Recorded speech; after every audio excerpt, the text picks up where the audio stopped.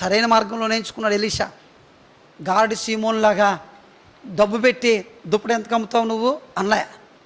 ఈరోజు latest trend, డబ్బులు పెట్టి దుప్పటి ఎంతకు అమ్ముతావు అంటున్నారు వీళ్ళు. ఈ కొనుక్కునే వాళ్ళందరూ కూడా ఏలియలు అయిపోవాలి కాబట్టి దుప్పట్లు కొనుక్కుంటున్నారు. గారడి సీమోను ఆ దుప్పటి కొనుక్కుందాం అనుకున్నాడు.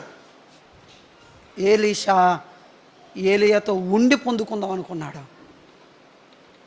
డబ్బులు పెట్టి కొనుక్కుందాం అనుకున్నవాడేమో ఘోరమైన దుష్టత్వంలో ఉన్నట్టుగా కనిపించాడు.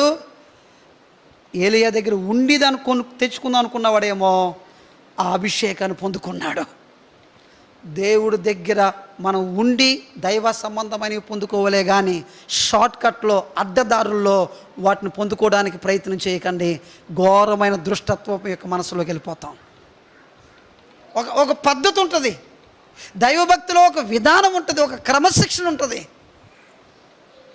ఆ క్రమశిక్షణలోనే మనము దేవునిలోనే ఎదగాలి.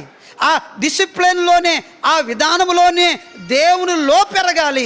ఆ విధానంలోనే దేవుడు మనల్ని సేవకులుగా చేస్తాడో, దేవుడు మనల్ని అభిషక్తులుగా చేస్తాడో, దేవుడు మనల్ని ప్రవక్తలుగా చేస్తాడో, దేవుడు మనల్ని అపోస్తులుగా చేస్తాడో, ఏమైనా దేవుడు చేయనియండి.